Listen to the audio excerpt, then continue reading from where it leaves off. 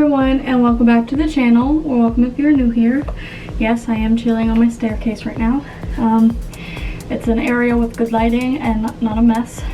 I also have my hovering guard dog. Anytime I'm up the stairs, right here, she has to stand over me and watch what I'm doing, I guess. Not sure why. Today I am going to be talking about / doing the controversial parenting tag. I went online and just looked up controversial parenting tag, and I found a list of questions on, I believe it was on Baby Center.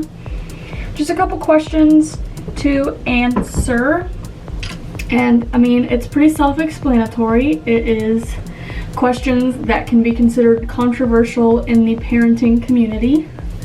So I'm here to answer my take on these questions. I'm just gonna jump right into it so I don't end up having a 30-minute long video. So I'm just gonna go down the list of what's on here, and they start out strong with number 1, pro-life or pro-choice. Technically, I would be considered pro-choice because I go by the motto of, if it doesn't affect me, I don't care. I don't pay attention to what other people do in their lives. I would never choose to have an abortion. Personally, I wouldn't, but I'm not gonna try and take away someone else's choice. You know, that's what makes me pro-choice. Just gonna stay simple with that one. Number 2 is baby wearing. Not really sure why this one's controversial. I do baby wear sometimes, not anymore because Londyn's older. She's messing with the PlayStation down there. I did wear baby wear Londyn when she was younger, mostly because she hated the stroller, not because I don't like use strollers. I've seen somewhere that moms say it's lazy to use strollers, which, I mean, not really, I guess. It's just what people do. But when you have a newborn that has to be held all the time, baby wearing is very convenient when you're grocery shopping, or you want to go out and do stuff, or when you need to clean the house. So yes, I do baby wear when necessary, but I'm not like, oh my god, you have to baby wear. You can't use a stroller, that's wrong. Circumcision. I don't have a boy yet, so I have not had to deal with this. So I have not done that much research. I know that is a huge topic right now, and honestly, I'm not sure. I'm very on the fence about it. Part of me grew up just hearing, when you have a boy, you circumcise them. My husband says that he agrees with circumcision. He is circumcised. All of my brothers are. And every boy child that I've ever known is. So this wasn't really that big of a topic for me growing up. But now that it is, I feel like I'd have to do my own research if I was ever in the place where I have to choose to circumcise or not. So honestly, I don't know. Part of me says yes, part of me says no. Number 4, adoption. Adoption's great. I mean, there are tons of kids out there that need loving families, and if you are one that is open to adopting and bringing in children to give them a nice loving family, then by all means, that is wonderful. Adoption is expensive, it's complicated, it's a very long process. So I'm not sure that it's something that we would personally choose to do. We have Londyn, we have our second on the way. Christopher's not really a big fan of having a big family. I like to carry children, I like being pregnant, I like giving birth, I like raising my children from birth. I'm not saying that I would refuse another kid just because I didn't carry and birth them, but I just don't think that that would fit our life. But that's just us. I have nothing against adoption. If it's for you, if it works for you and your family, then that's awesome. 5, baby piercing. This is another thing. I had my ears pierced when I was young. My sister had her ears pierced when she was young. Most babies that I was around got their ears pierced as a baby, and I originally was gonna get Londyn's pierced, but we just never got around to doing it, and now Christopher doesn't want to do it until she's older. I honestly don't care that strongly about it. I mean, I get the whole waiting until they're old enough to ask. Like, cool, if that's what you want to do, then do it, but at the same time, doing it when they're a baby, it's just, I don't think it's as big of a deal as people make it. Like, if you do it, the baby's gonna cry for a second and then they're gonna forget about it, and they're not gonna remember how traumatic it was for them because they were a baby. They're just gonna grow up always having earrings and they're not gonna know any different. And sometimes it can be easier to just get it done when they're babies so that they don't mess with it, so that they're not scared of it. I'm not really passionate about that subject. 6, breast milk versus formula. I breastfed London, so obviously I choose breast milk first. Not saying that people that formula feed are bad. I get it. I went back and forth about it too. And I know that some people aren't capable of breastfeeding like me and London did. Some people don't produce enough milk and they have to supplement. Some people dry up too soon and they have to switch completely to formula. There's nothing wrong with that. It happens. You can't really help it. I choose breast milk first. I would never just decide to use formula without a real reason, like I'm not producing enough or I'm not producing at all. I'm not just going to be like, well, I don't feel like breastfeeding, so I'm just going to use formula. But that's me personally. If I were to have another child who I wasn't able to breastfeed, obviously formula is the next best thing. So I would use it. I mean, obviously I'm not going to starve my child just because I can't give them breast milk. Number 7, cry it out method. No. I hate the cry it out method. I've never done it. I don't agree with it at all. I think it's just very unnecessary. You have this little innocent child who can't speak for themselves, can't take care of themselves, can't do anything, and you're just gonna leave them to cry by themselves.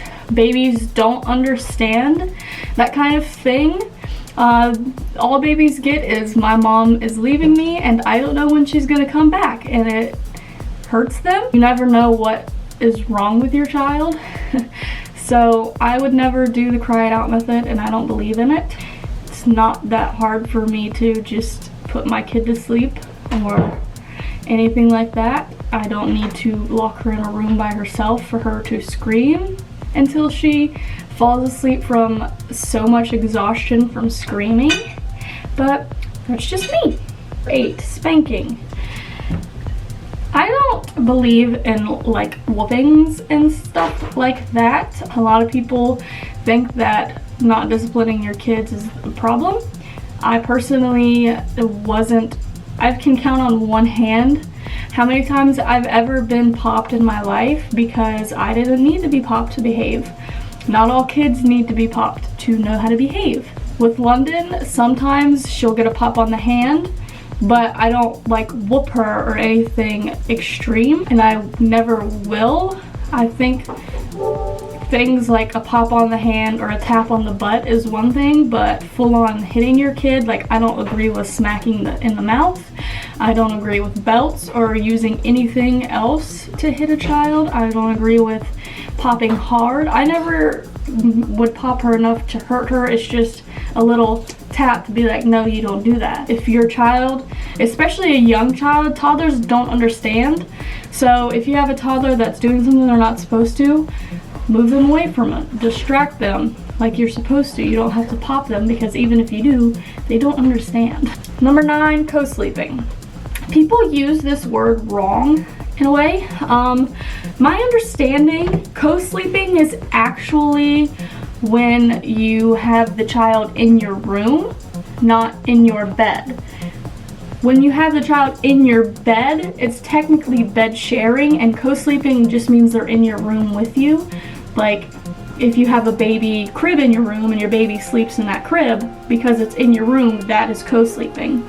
But then if the baby sleeps in your bed, then it is bed sharing. So co-sleeping is easy, no problem. If you want your baby in your room, fine. I know I feel more comfortable with that. I don't like having my children in a different room from me when I can't see them, I can't hear them, and stuff like that. I can't get to them as quickly. So co-sleeping, 100%, I agree with that. Bed sharing is a lot more controversial. If you know me in London, you know we have bed shared since she came home from the hospital. She still sleeps in our bed. I don't think I would do it again. I said I wouldn't bed share with London in the first place, but when she was actually here, it was just hard for me to leave her in a bed by herself. I felt like she was too cold, too lonely. I was scared something was gonna happen with the dogs. I was scared I wasn't gonna be able to hear her or feel her. And I was just really anxious and I felt guilty. So I ended up keeping her in bed with me, but I don't know that I would do it again just because there is so much negativity about it, and it technically is really risky. There are safe ways to bed share, which if it comes down to it, I might do more research on that. Things may change once the baby's actually here, but for now I'm saying I want to stick to actually using their own bed, just because I don't think Londyn's gonna be kicked out of our bed anytime soon, and I don't want to have a toddler and a newborn in bed with me. So yeah, I personally don't have that much against bed sharing, but I know a lot of people do, just because of the standards communities, or whatever they're called, make up the rules and stuff for safe sleeping, which I totally understand. They just didn't work for us. Number 10, home versus public versus private versus charter schooling. I grew up only in public school and I hated it, but I understand that not everyone has the money for private and charter schools. We don't technically have the money for that kind of thing. When Londyn is like of elementary school age, I do plan to homeschool her, just because it would make me feel a lot better. When she gets a little bit older, I am gonna let her make the choice of whether she would want to stay home and stay doing online or homeschooling, or if she wants to start going to a real school. But I'm gonna leave that up to her when she's old enough to make that decision. I mostly am pro homeschooling. I would love to be able to send her to a private school eventually, but I know that's not on the cards right now. So if she would have to go to a public school, like I said, I want her to be older and make the decision herself. 11, vaccinations.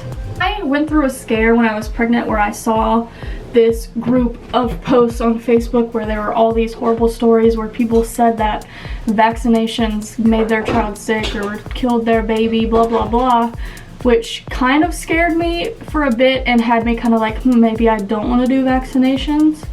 But I kind of got over it and I just did it anyways, because technically I've known my research. I did an entire paper on vaccinations in high school, so I know vaccinations. I have all my vaccinations and all my family does, and we've always been fine. So I kind of just stuck with that.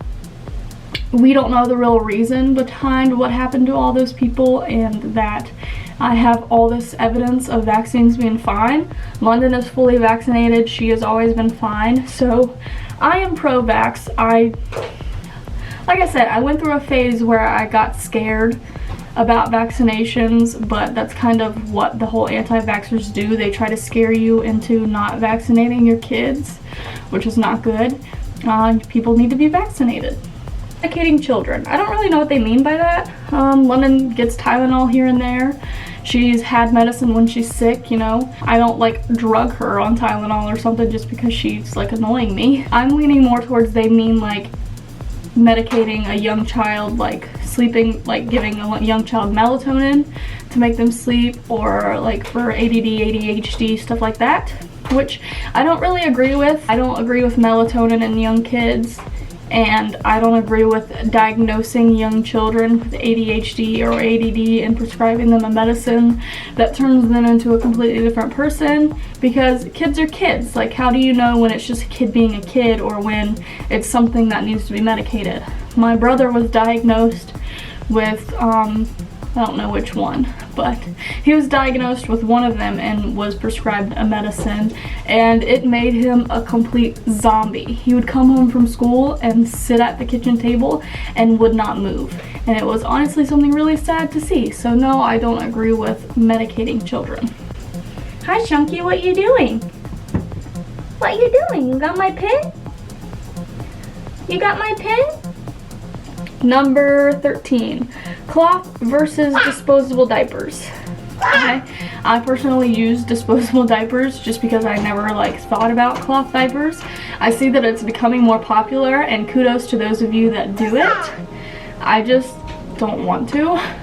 I don't want to deal with it. I know people are like, well, it's not that hard, it's not that expensive, blah blah blah. I get it. I just don't want to. So I think I'm gonna continue with disposable diapers. But if you do cloth diapers, you're awesome, cool. That's great.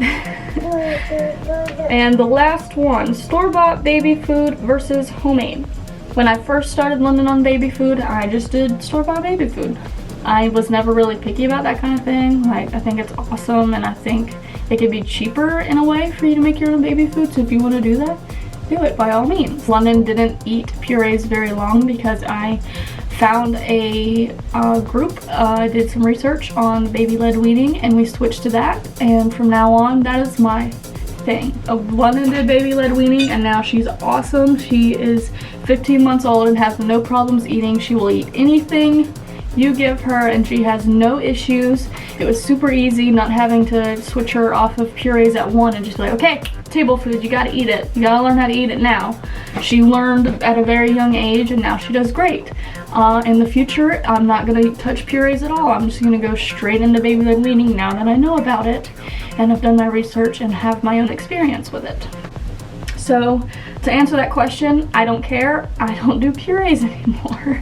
And that was the last question that I have for this controversial parenting tag. So I hope you guys enjoyed this video. If you are a parent and you want to give me your point of view on some of these things, by all means, go ahead, comment below and tell me what you think. Please leave a like before you go. I don't know if I said that already. Don't forget to subscribe to the channel before you go if you have not already. Keep up with us and everything we do. I've had trouble with videos here lately because there's not much going, like there's a lot going on, but not stuff that I can post about yet. But then there's also nothing going on, so it's a whole lot of me just being at home trying to figure out what to post that isn't too boring. So I apologize if you haven't really liked the content lately. Here soon it will be better, I guess. More exciting stuff coming up in the near future. Hopefully this will pick up and be more fun, but like I said, it's just been a whole lot of sitting at home doing nothing lately, and a lot of me being sick. And yeah, towards the end of this month, December, January, and so on will hopefully be more exciting, and there will be more good stuff coming out. And yeah, also turn the post notifications on so you never miss a video if you want to. I post Monday, Wednesday, Friday. I need to stop saying after every sentence because I'm sick of having to edit out a million ums every time that I post a video. Seriously, I have to sit there and edit out so many so yeah. Anyways, thank you guys for watching today's video, and I will see you next time.